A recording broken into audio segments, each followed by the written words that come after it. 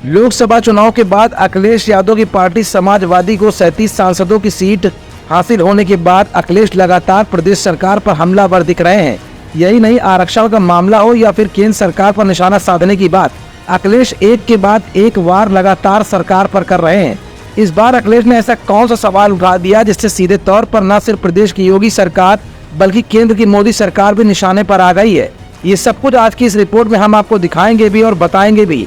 दरअसल समाजवादी पार्टी के राष्ट्रीय अध्यक्ष और पूर्व मुख्यमंत्री अखिलेश यादव ने एक बार फिर अधिकारियों पर बड़ा हमला बोल दिया है।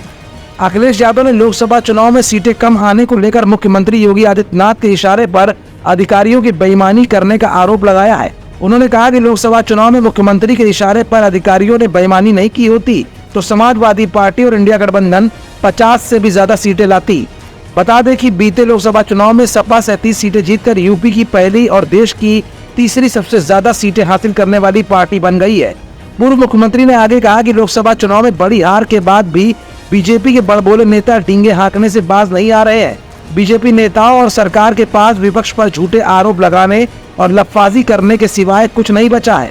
बीजेपी सत्ता का प्रयोग जनता के हित में करने के बजाय उसका दुरुपयोग लगातार कर रही है।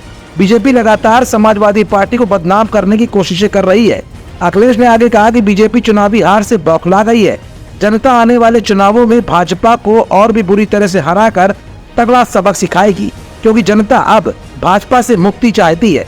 वहीं अखिलेश यादव ने कहा कि प्रदेश में विधानसभा सीटों के लिए होने वाले उपचुनाव और आने वाले सभी चुनावों में भाजपा का हारना बिल्कुल तय है। सपा मुखिया कहते हैं कि उत्तर प्रदेश भाजपा से मुक्त होगा तभी जनता को अन्याय, अत्याचार, गरीबी, बेरोजगारी और महंगाई से मुक्ति मिलेगी। इसके साथ ही उन्होंने कहा कि बीजेपी सरकार में भ्रष्टाचार ने सारे के सारे रिकॉर्ड तोड़ दिए हैं। भाजपा सरकार ने बिजली व्यवस्था को बर्बाद कर दिया। प्रदेश की कानून व्यवस्था ध्वस्त है जो आपके सामने है। महिला अपराध के मामले में उत्तर प्रदेश की स्थिति बद से बदतर होती जा रही है। हर वर्ग में निराशा है। सरकार जानबूझकर पेपर लीक करवाती है जिससे नौकरी और आरक्षण न देना पड़े। इस बार अखिलेश ने तमाम संगीन आरोप लगाए और आरक्षण से लेकर महिलाओं पर हो रहे अपराध को प्रमुखता से केंद्र बिंदु पर ला दिया है। विधानसभा का उपचुनाव सिर पर है और बलात्कार की तमाम घटनाएं इस समय सामने भी आई हैं। ऐसे में योगी सरकार जहां एक तरफ कानून व्यवस्था की बातें कर रही है तो वैसे में अखिलेश का यह बयान कानून व्यवस्था के नाम पर चुनौती देने वाला साबित भी हो सकता है। अखिलेश के इस बयान को उपचुनाव से भी जोड़कर देखा जा रहा है।